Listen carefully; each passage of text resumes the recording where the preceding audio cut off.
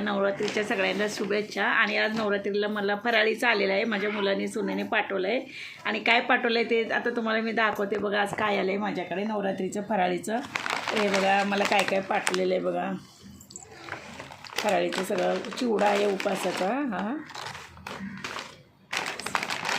फराळीचं mix आहे, chips आहेत, बटाटो, उपासाचा चिवडा, तर फराळीचं भरपूर पाठवलेलं आहे बघा। उपवासाचं सगळं बटाटे चिप्स आहेत,